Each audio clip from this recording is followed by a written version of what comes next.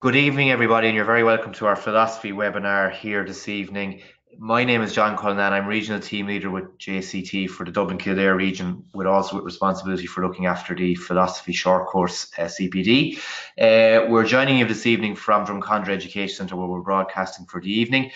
Before we commence, I just want to make you aware of 4 handouts which you should be able to access on the right-hand side of your screen. The first of these documents is an activities PDF, which will reference some of the activities we're going to try and do this evening digitally.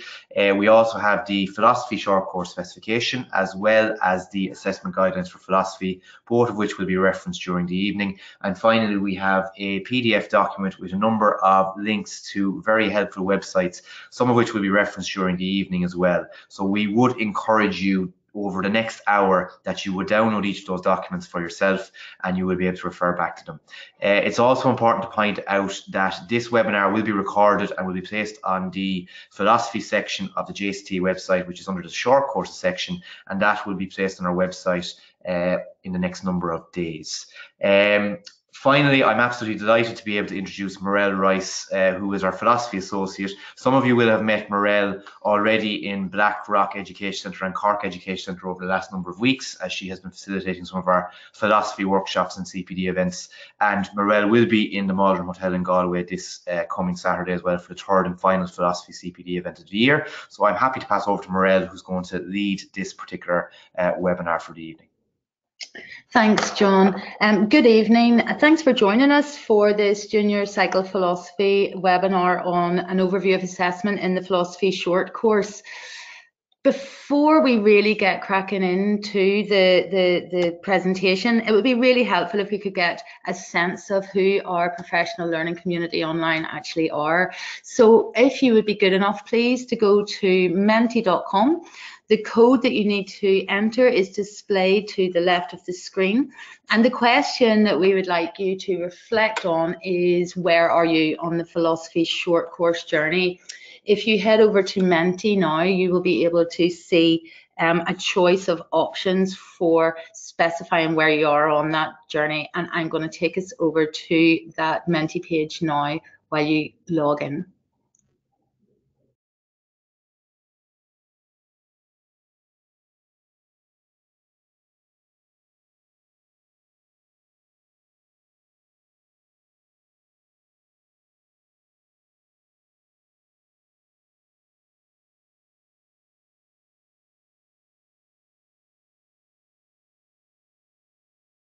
So it will probably take just a couple of minutes for people to log on. Oh, somebody's been quick on it. And we've got one person who's planning to introduce, somebody thinking about it.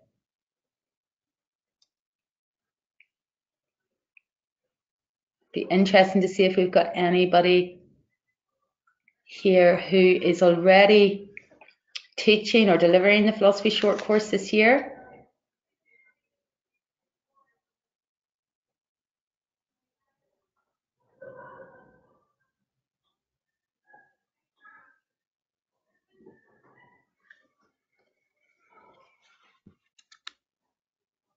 And we're redressing the balance now. We've got a third of you guys are thinking about, or actually in the planning stages of introducing, and I hope you'll find tonight helpful in that respect.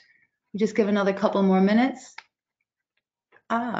Using philosophical inquiry in another context. It'll be interesting to hear what other contexts you are able to use philosophical inquiry in. I know a number of people have been using it in TY, but because it's under philosophical inquiry is a pedagogy in and of itself, and so can support a number of curriculum areas. And of course, it works beautifully with philosophy as a subject in and of its own right.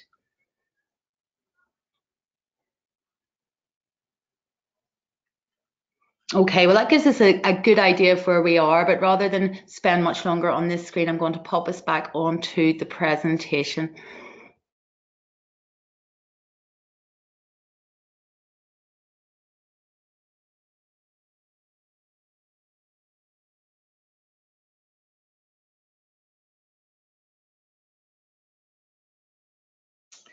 So the learning intentions for this evening are pretty broad. We are going to explore the connection between assessment and teaching and learning in the philosophy short course specification. It was a little bit cheeky, really, to call this an overview of assessment without bringing in, obviously, teaching and learning and planning into the mix as well. Impossible to separate them. We're also hopefully going to develop deeper knowledge about and understanding of the ongoing assessment in the philosophy short course. It is a process. It isn't an event.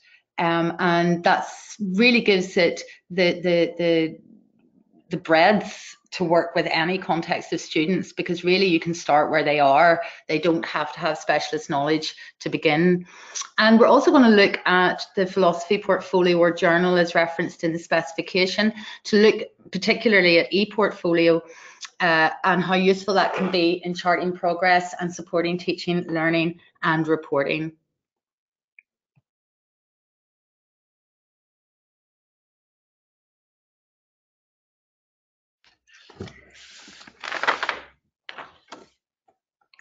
So if we have a look at the philosophy short course, it came into being in 2016. It really didn't get sanctioned until the October, so there were not very many people really in a position to bring it in from the get-go in 2016, but we do have quite a few schools interested now, which is really encouraging to see. It is an outcomes-based specification. There are 10 learning strands, one of which is compulsory. The other 9, the teacher and students should be working together to identify which 4 of those 9 are going to be most interesting. There's one CBA. It will not be in the first year. It will either be in the second or third year, depending on how many years you are taking to cover the philosophy short course. And of course, the achievement can be profiled on the JCPA as other subjects. We're looking at about 100 hours of students' engagement, and if you are stuck on timetable or need some guidance in that regard, I can strongly recommend another webinar that the JCT have on their YouTube channel, which looks at exploring short courses and looks at the different timetabling arrangements that can be used. And of course, the philosophy short course fits into the wider junior cycle framework, built originally of the principles of learning. We have 24 statements of learning, of which philosophy, which it ticks the box of quite a few of those 24, but there are 3 in particular we're going to look at, which the philosophy short courses seem to develop specifically.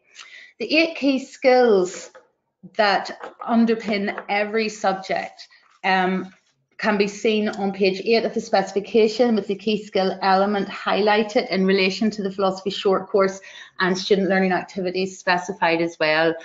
The philosophy short course is a really flexible short course, which makes it very appealing, and it has lots of benefits. It is very much a skills-based program, but there's still a lot of room for teachers to design their own content in light of what interests their own students. And if we take time now to have a look at these philosophy statements of learning that we find in the philosophy short course. So if we look at statement of learning 5, the student has an awareness of personal values and an understanding of the process of moral decision making. In the philosophy short course, and we'll look at the different strands in just a moment, ethics certainly is a strand of its own, but the joy of ethics is that the moment you put the word should in front of any question, you've made it an ethical question. And you will find that the strands that you're selecting from will overlap. Even if you and your students do not choose to do the moral philosophy strand, it really, you will find it hard not to touch upon ethics at times. And that's why this course in particular is very helpful at developing personal values, or at least giving students an insight into the idea that there are such things as personal values, and to understand more about the process of moral decision making. Statement of learning 6 is the next philosophy statement of learning, which is to do with the student appreciating and respecting how diverse beliefs, values and traditions contribute to make up the culture and society in which she or he lives. This perhaps is particularly relevant given the increasing globalization of the world and the move into a more, shall we say, democratic space where there might not be the same reliance on traditional systems as there were before. There are other overlaps here, obviously, with other subjects, which should be seen as complementary rather than any kind of competition, I would say. So obviously CSPE has some input into this particular statement of learning as well, but philosophy in particular can't avoid looking at other ideas, looking at other people's opinions. So it's very rich in that regard. Statement of Learning 18. The student observes and evaluates empirical events and processes and draws valid deductions and conclusions. This is really the meat and potatoes of critical thinking. And philosophy, well, you'll see now as we go on to look at the structure and the learning outcomes attached to the various strands, just how important it is that students develop these critical thinking skills that enable them to be able to make good judgments and draw reasonable conclusions and deductions. So the specification structure is pretty simple in many respects. The specification itself isn't terribly burdensome or long. It's very clear to my mind. We have 10 strands. One of them is a compulsory strand, and those strands have a number of learning outcomes attached to them, which I would like us to take a wee look at now. We'll look at the strands first of all. The reason strand 1, Foundations for Doing Philosophy, is so to speak a compulsory strand is because the philosophy short course is built around a particular teaching pedagogy, which takes a little bit of time to get to grips with. It's not new by any stretch of the imagination, but it does require a certain shift. As a form of inquiry-based learning, it is very different to the type of teaching and learning that we often see in traditional classrooms, certainly at post-primary. Might be something that you would see more frequently in primary. So you've got 20 hours to do your Foundations for Doing Philosophy. There's no requirement to do that straight away. You might weave that in across the 2 years or 3 years. You might do it all at once at the beginning. It's entirely up to you and how familiar you are with the pedagogy and how familiar you are with the philosophy short course. You'll see to the right of the screen the 9 other strands that you can select from. And they range from very traditional areas of philosophy, such as philosophy of knowledge and philosophy of language and aesthetics, as in the philosophy of sport, to things that are perhaps a little bit more unusual, like the philosophy of sport, for example. Now, there is the option for those of you that are experimental and have a notion on a particular area of philosophy that isn't covered here to create your own strand. That's something that you can certainly think about, but these ones have been done for you in the meantime. If we look at the learning outcomes of strand 1 to begin with, it's broken down into 3 areas. In the first area, it's about introducing philosophy, and there's obviously the expectation that the students and teacher are familiar with what philosophy actually is, but there's also really the second point there highlights how even learning outcomes in strand 1 can be something that you work towards across the 3 years. And in this section in particular, tracing the origins of philosophy and naming some of its big thinkers from classical times to modern day, well, to my mind, begs a visual display of some sort, whether it be in the classroom or shared in some sort of technological environment, virtual learning environment, whether it be portfolio or some such, or some sort of personal journals. We'll talk about those journals later on in more detail. But I wouldn't want to give the impression that strand 1, necessarily everything in it would be done and dusted within the first 20 hours if you decided to do it first. There are some that you would be working with across the year, and they tend to be concentrated in this introducing philosophy area of the learning outcomes.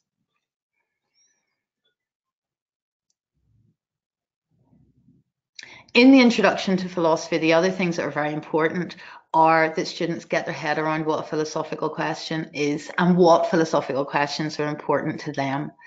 Whenever we look at 1.5, for example, it says agree as a class, some big questions which they would like to explore as part of this course.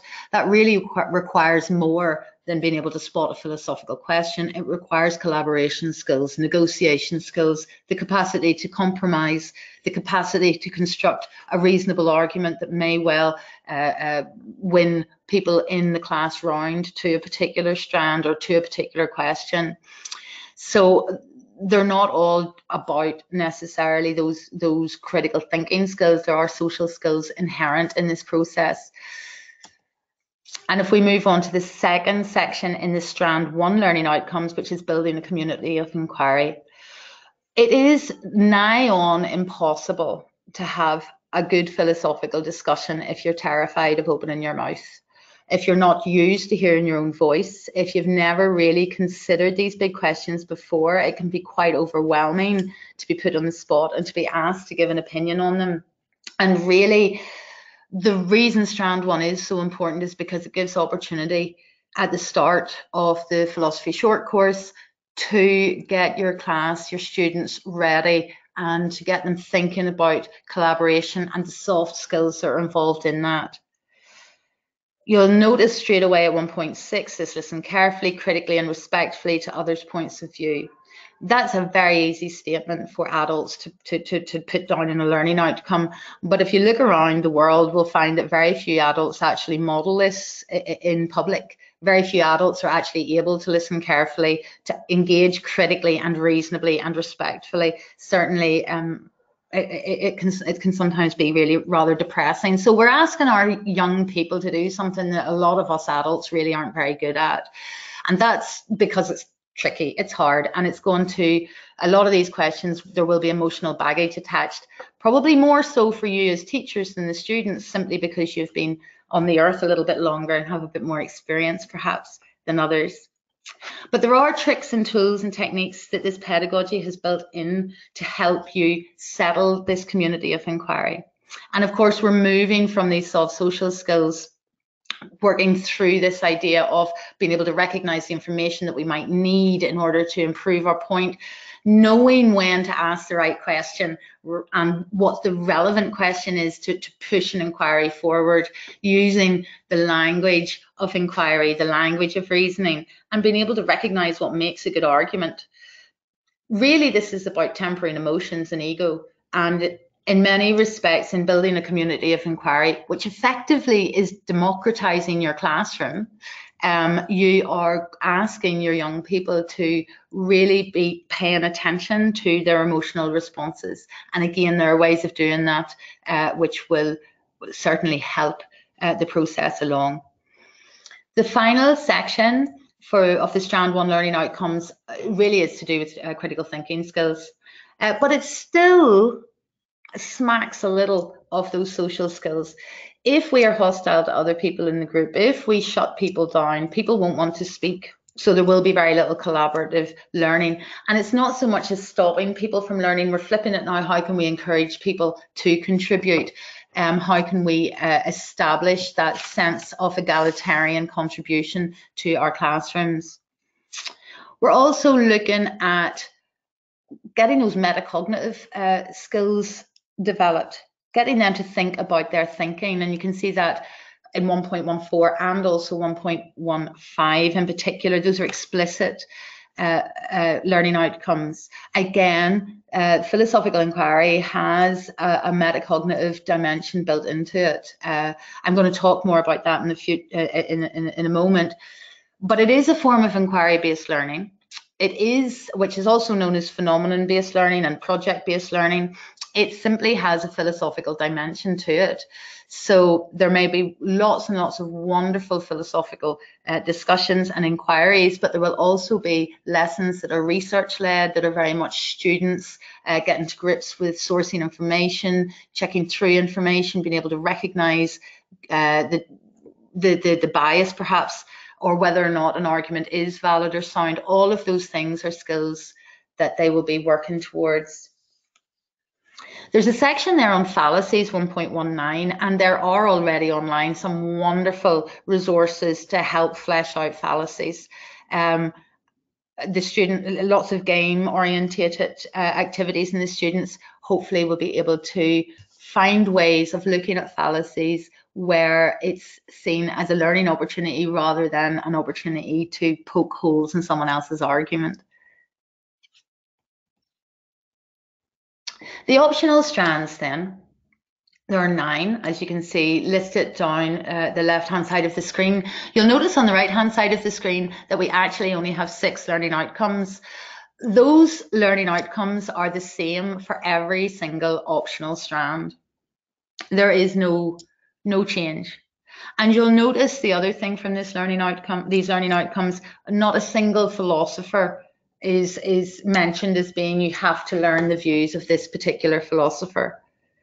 We would expect students to help direct teachers in the area of philosophy they're interested in.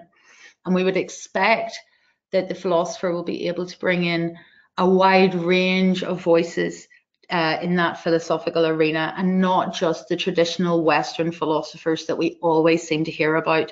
There are some wonderful thinkers from all over the world, wonderful thinkers who happen to be female, who very often don't get a look in.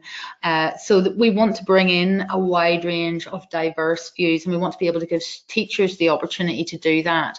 There really are some wonderful thinkers who often don't get mentioned because of the focus on Western philosophers.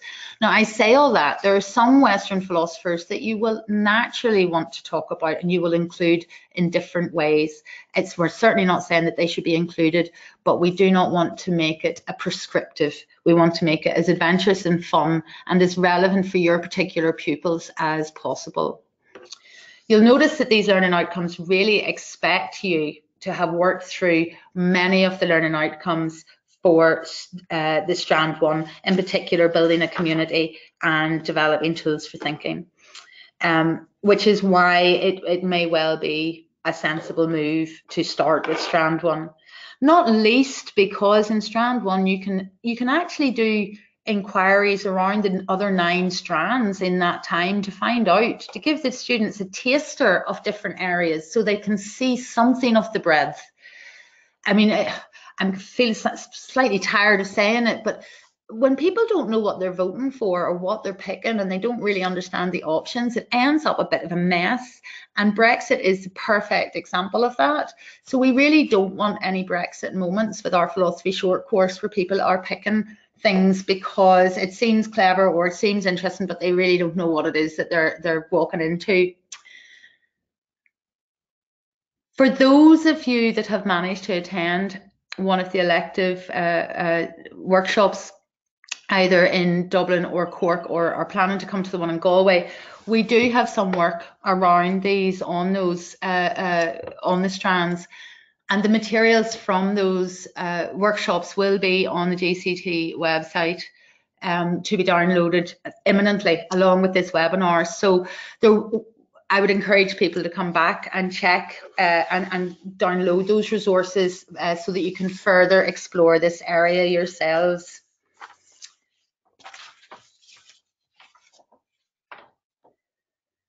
So assessment's really the name of this webinar.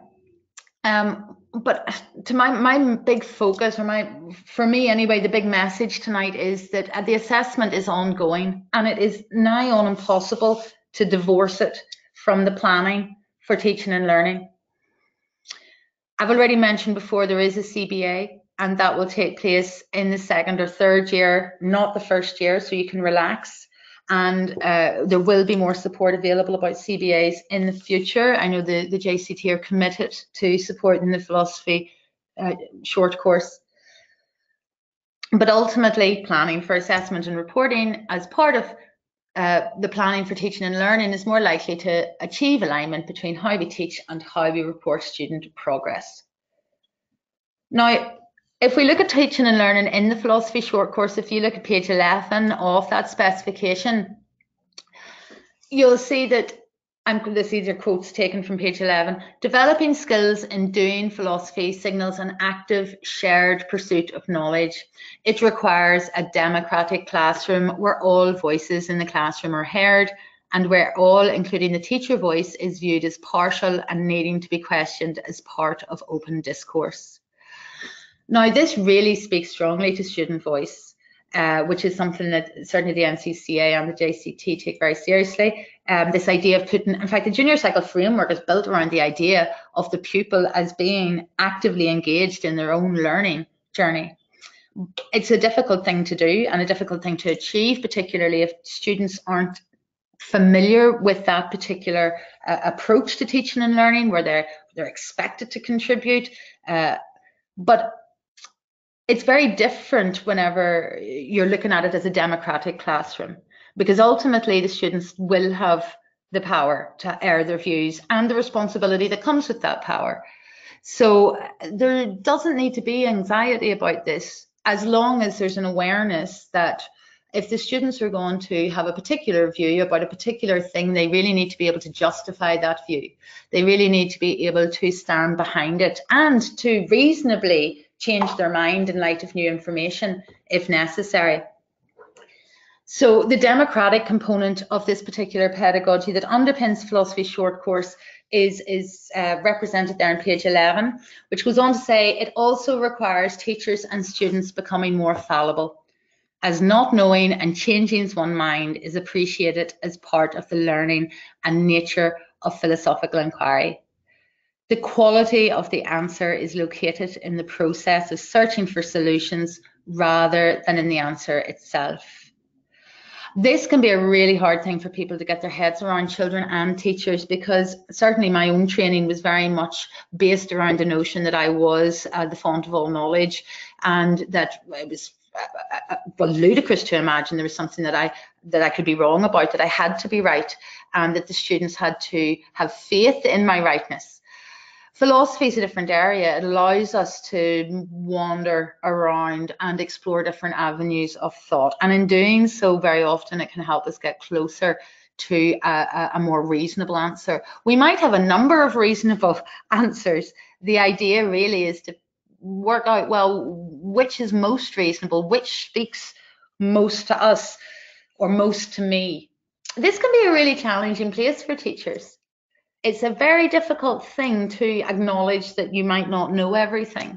And similarly for students who perhaps are seen as being particularly gifted, they too can struggle with the idea that changing your mind or just not knowing is okay. It's a place, as long as you recognize where you are, you can move from it.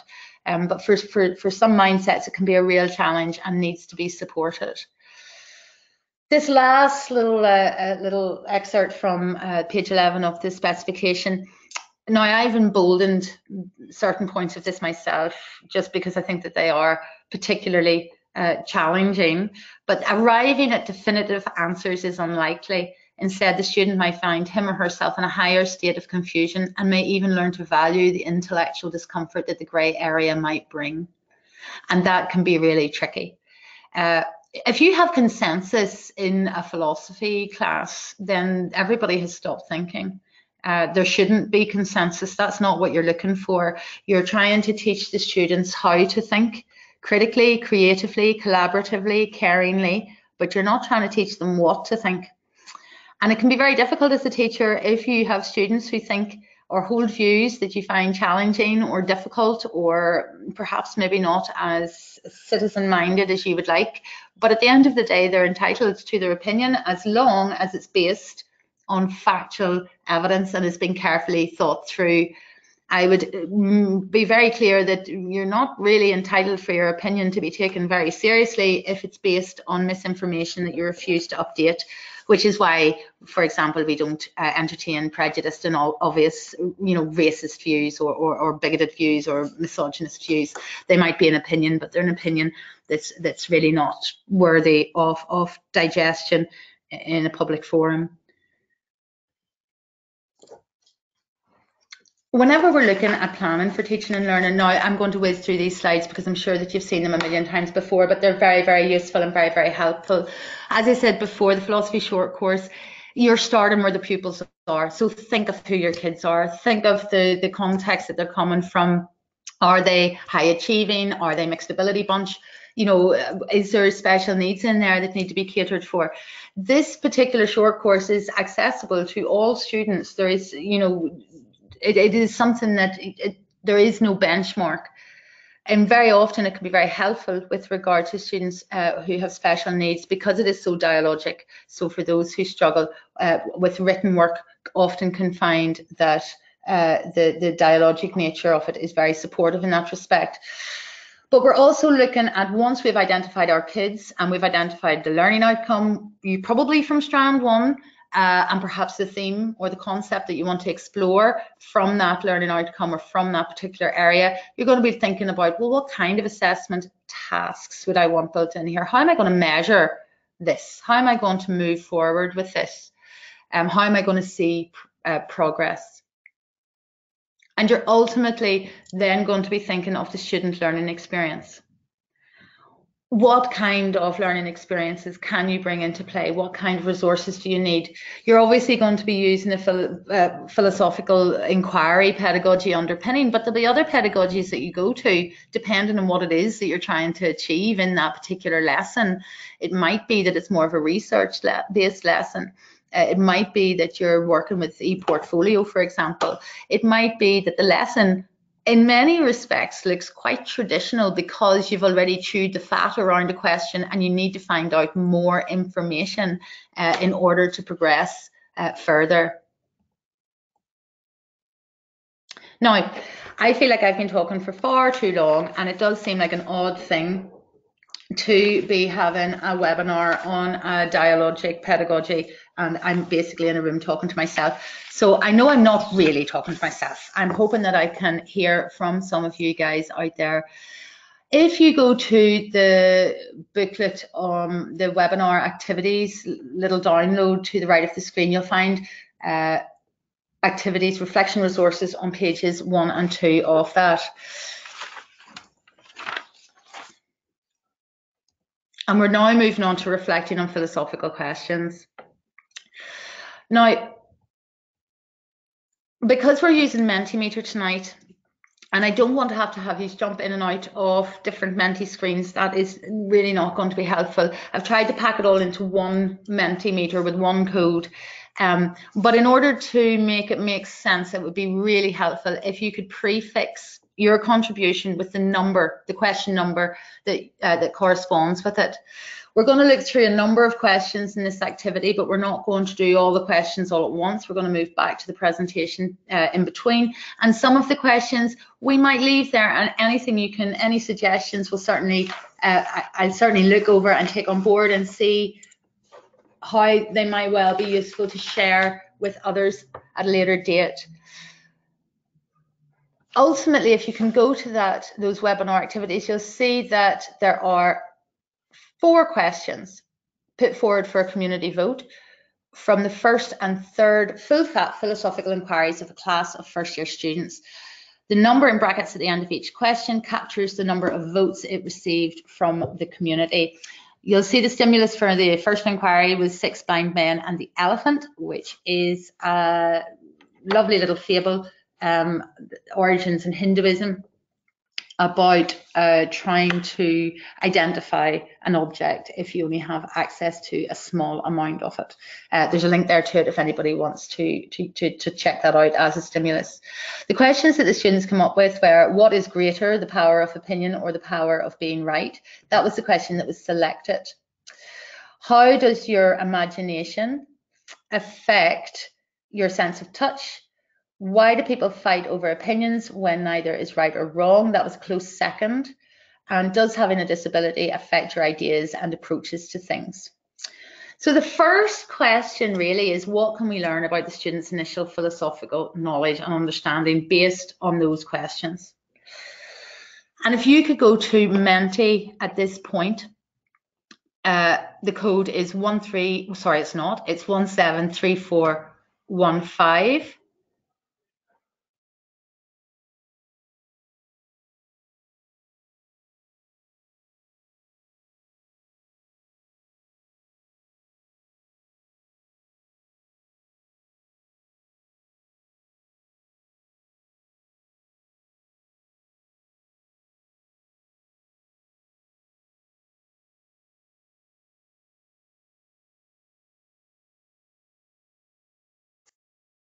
So here we have the space for parking our responses on Mentimeter. And the first question there, what can we learn about the students' initial philosophical knowledge and understanding from those questions?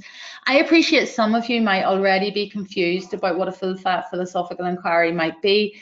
I'm going to come to that in a minute. I really wanted us to look at some student questions first of all, and really, until you experience a full fat inquiry, the more I would say about it is the less you'll know. It's something that is very hard to articulate. It's more something that you either have to see or be part of. So if you can get along to an elective workshop, that would be great. So we've already got some responses coming up here, but it's not coming. Oh.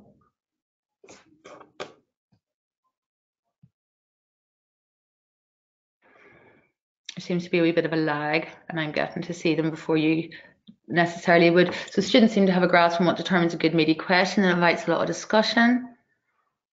Yeah, what the questions are contestable, common.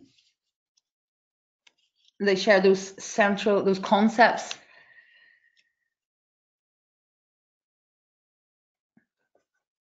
And they are pretty wide ranging.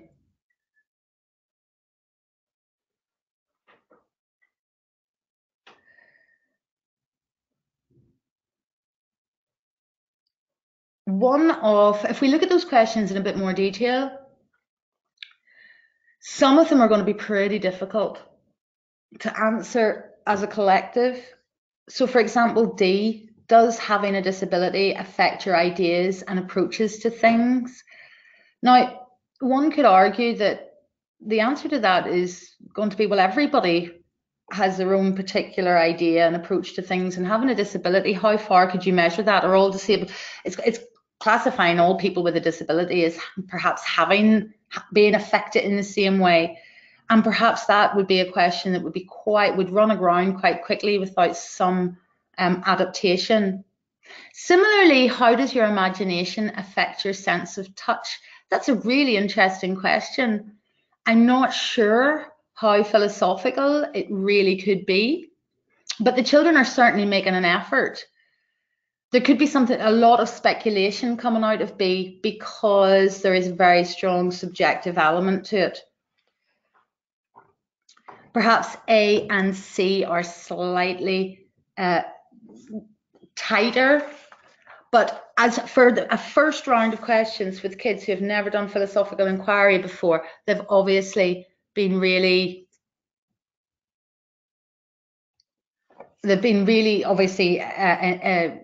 enthused by the stimulus.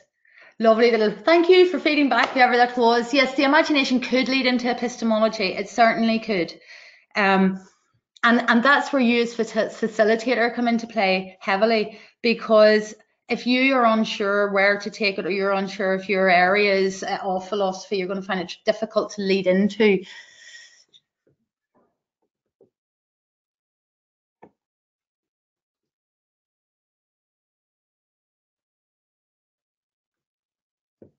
Yeah.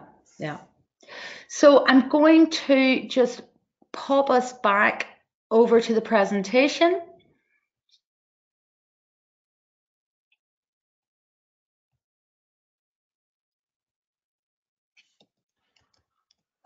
And really, I want us to take a little look at how the teacher can use the full fat inquiry to support the development of good question formulation. Now, on this slide, there are the other questions listed in the booklet. I'm going to talk to those questions, but I'm not going to come back to those slides. You should have already have access to those anyway, so it shouldn't really matter.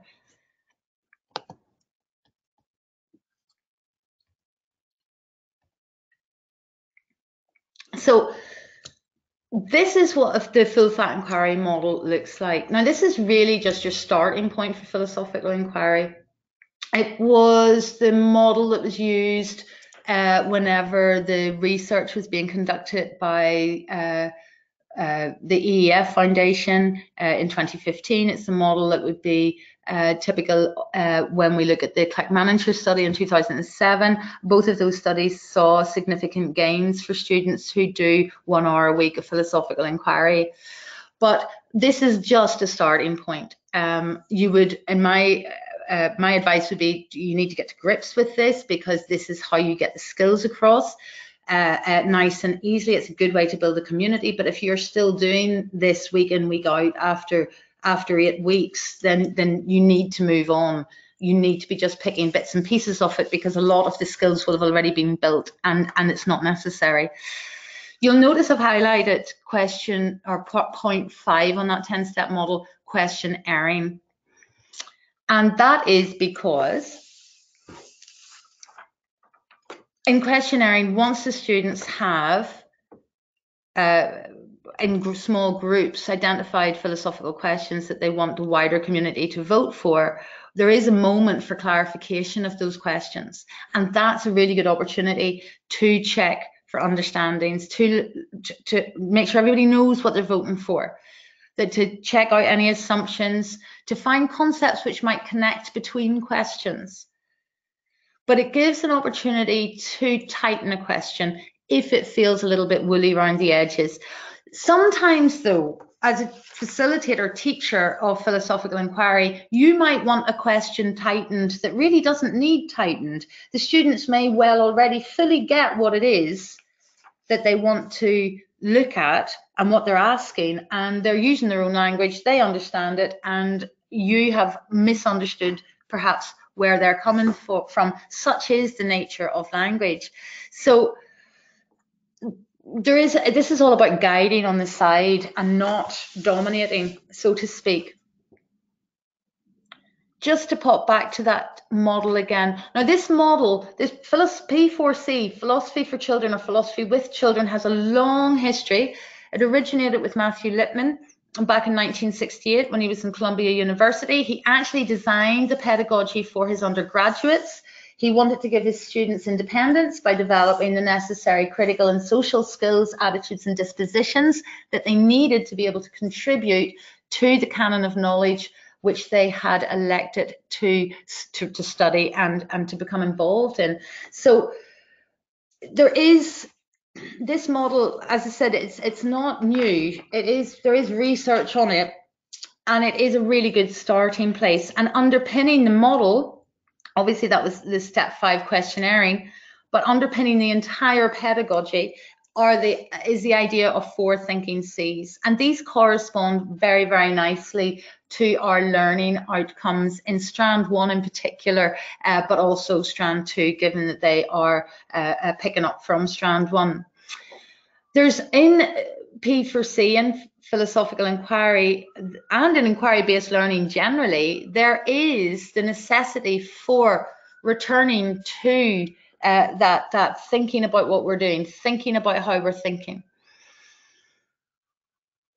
So I wonder if we could return to our Menti, and in light of what, looking at those 4 thinking C's, but also the full fact inquiry, any other ideas how a development of good question formulation might be used? Just pop back to that full fat so that you can see for a moment. I'm going to pop back. Well, lost her on the screen. There we go. I'm going to pop back onto that Menti now.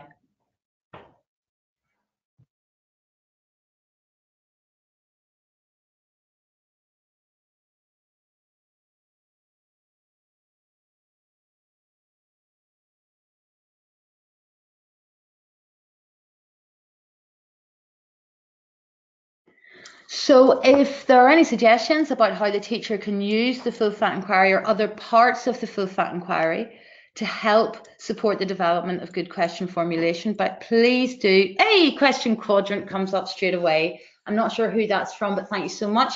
The question quadrant was developed by Phil Cam in his book 20 Tools for Thinking. Phil Cam is an Australian who has done a significant amount of work in philosophical inquiry, and the question quadrant is great.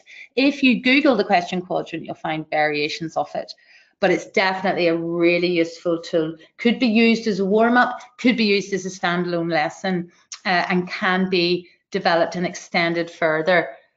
The question quadrant is something that I would very much want to bring into future workshops. I think we've already had a chat about that. There might also be an opportunity in the warm-up for philosopher's fruit salad to help. I mean, philosopher's fruit salad requires a student to make a philosophical statement that has an agree or disagree. And students will change seats depending on whether they agree or disagree. And that, again, can be a really useful tool to help develop philosophical questions. And I think you're right. The number of steps and counting it off actually is really helpful because it allows us to be thorough. Yeah, philosopher's fruit salad. Kids love philosopher's fruit salad, and it's so telling. It's a great way for them to bond. They can see who tends to agree with them on things. They can see who disagrees. There's no time for argy-bargy about it. It's a fast-fire round, so it can be fun and exhilarating. And of course, you as a facilitator get to sit out, because really, if the students know what you think, it becomes really difficult. They'll want to please you. The best thing you can do is to never let on what you think, certainly in my experience, because, well, we don't want to be in the position of telling students what to think. We want to be in the position of just equipping them with the skills to come to conclusions themselves. Now, I'm mindful that we're starting to lose time now. We've only about 10 minutes left. There are 3 other questions. What other strategies might the teacher employ to help students create sound philosophical questions for inquiry? And we've already got some answers up. The question quadrant and the philosopher's fruit salad would be good responses to that. There are other areas that you can use. We haven't exhausted this by any stretch. But I'd like us to quickly look now to the next batch of questions that are in your webinar activities. They're on page 2. Now, the teacher collaborated with his students, and because that is the ethos of philosophical inquiry, it is a collaborative learning experience for both teacher and student. They set a learning intention relating to creating philosophical inquiry questions. He incorporated learning experiences into his next philosophical inquiry that were focused on identifying the features of a good philosophical connection.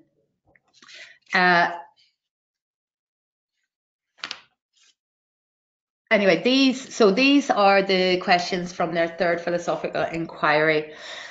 I'm just going to leave the Menti open there so that people can contribute as they like at this point, and see, because you've got that paperwork in front of you, hopefully.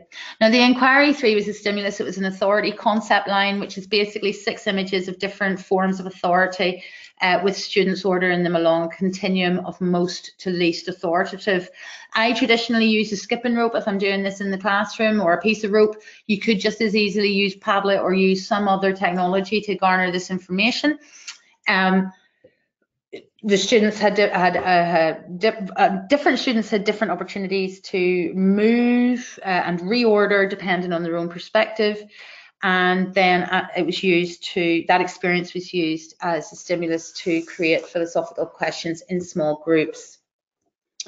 The questions that came out, so this is 2 inquiries later. What is the ultimate authority? Why do people need to be told what to do? Should you obey your parents even if you don't agree with them? If religious authority did not exist, would we think of authority in a different way? And how do we know what the right thing to do is? Now, these students were very taken with D. And that was the question that they went with, which is a very interesting take on authority. I'm wondering, we could discuss the questions in a number of ways, but really I'm wondering whether or not you notice any difference between the questions from inquiry 1 and the questions from inquiry 3. So if there's anything you notice, it'd be great if you could pop it up there.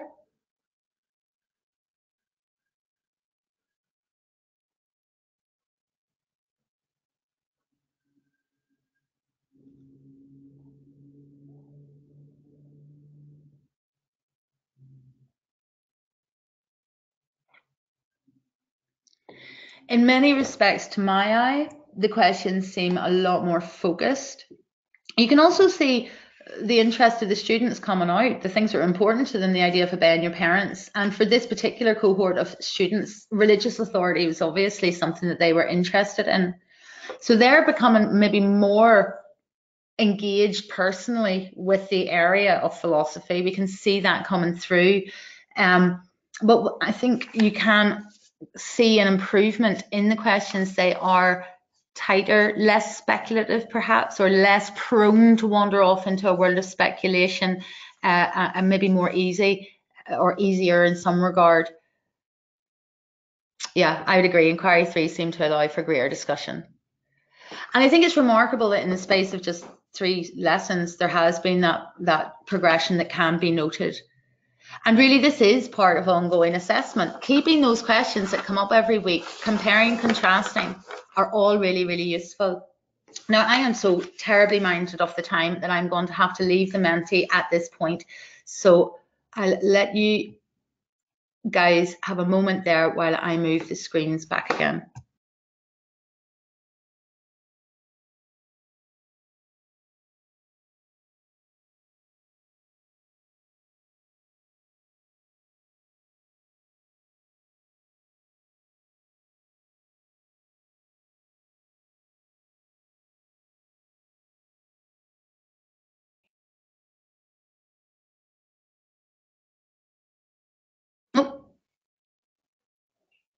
Okay.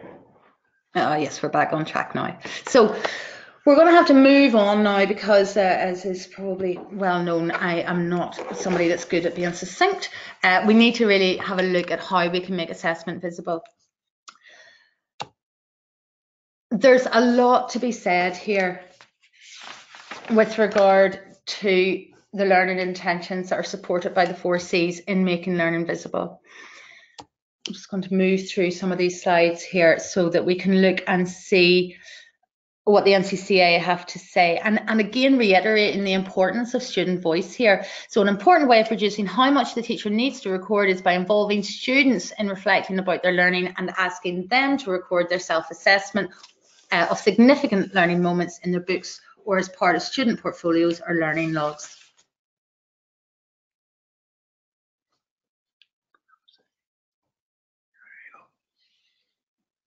Well spotted. So in the specification itself, there is some talk about that ongoing assessment. And of course, you've got the NCCA's assessment guidelines as well. But e-portfolios and learning logs, now these could be in paper form. They could, as in a journal of some sort. It could be a folder that ends up being a journal. It could be a book that's already all put together. It might be, but really, whether it's an electronic or a paper portfolio, it really doesn't matter. It's the fact it exists at all is the important thing. The metacognitive component of philosophical inquiry requires and demands that students reflect and think about what they've said, think about whether or not they might review what they've said. Have they changed their minds? Why have they changed their minds? Which philosopher are they most closely aligned with? Are they surprised about that? Do they agree with the other things that this philosopher has to say about a different area, or is it just this? I mean, there's so much that can be thought about and pondered about by the student in that portfolio that you then, as a teacher, are able to reflect back in and have that ongoing discussion with the student.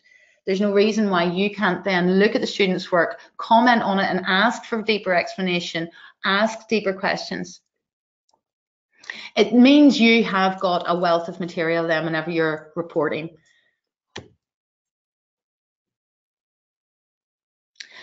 As I said at this outset, the philosophy short course it is a process. It's an ongoing process. You're not going to have a gang of kids that are able to do this well from the get-go. That would be really, really unusual, but they will pick it up quickly. And you will be able to chart progression very, very quickly. And one of the things perhaps that's particularly useful about e-portfolios, whether they be Microsoft and OneNote or whether they be Google and the Google Sites, is that it's a way of being able to capture things that you can share with parents as well. Now, to be fair, you can do the same with paper portfolios. There might be an opportunity for parents to have a look at some of the work, but it's probably easier for a student to show, probably make them feel more comfortable to show just one page from a portfolio rather than handing over a booklet to a parent. There's really good opportunity in the philosophy short course to widen the inquiry to the rest of the school community, to engage other stakeholders in the inquiry. So it's something really to think about. Anybody that knows me knows that I am a huge fan of ePortfolio. I have worked with Google and Microsoft, and I like both for different reasons. If you are in a school that has got Microsoft, my advice to you would be to use it and to get to grips with it. It really is worth it. I couldn't recommend it more. You are able to do so much more with an ePortfolio than you can just in a normal lessons. You're able to extend lessons in a way that you wouldn't have been able to at another time. There's a lovely little quote from the philosophy short course spec on page 11. The use of a philosophy journal, either an electronic or hard copy, could be encouraged as a way of charting the progress of philosophical inquiry and the big questions students have grappled with. Specifically, it could show evidence of different perspectives considered, personal conclusions students have come to, further questions prompted by the learning and their reflections on the learning. So when you see philosophy journal, that could be an ePortfolio. It's not a separate thing. It's the same thing.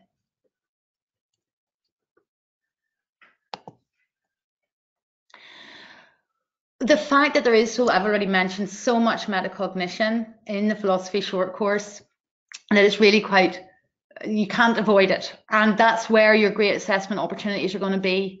And you're going to be building your learning around what the children are feeding back to you. What do they need help with? What do they need support with?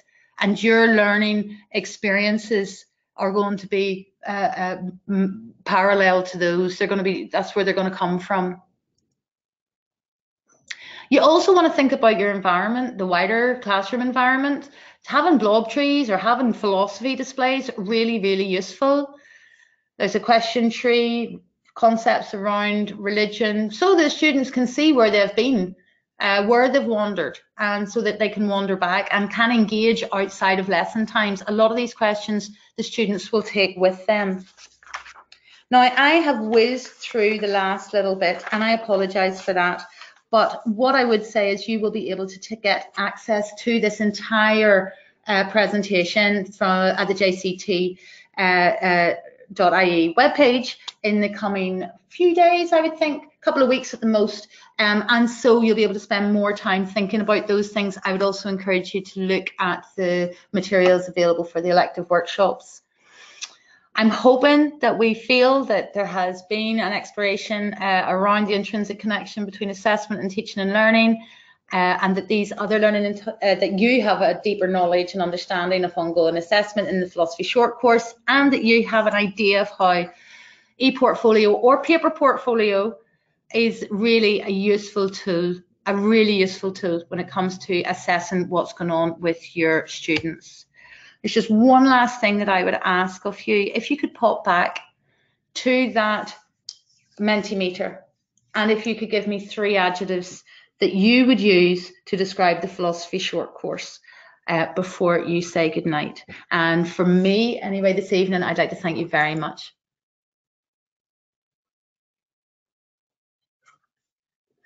We're just going to move over to that Mentimeter page for you now. I'd be very interested to see what 3 adjectives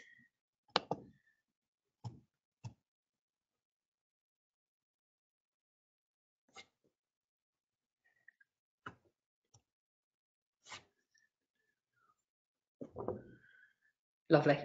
Oh, great, innovative. It is innovative, actually, I would agree, and it's fun. Yeah, thought-provoking, encouraging, exciting, democratic, but innovative. It really does give you the opportunity to be a professional in your own classroom. It gives you the opportunity to experiment, to use your judgment, to build relationships with your students that you will enjoy. I would encourage you to keep adding to this Menti, but I'm going to have to say goodnight for now. Thank you very much for staying with us, and good luck on your journey with the philosophy short course. Any questions, do get in touch. Thank you very much.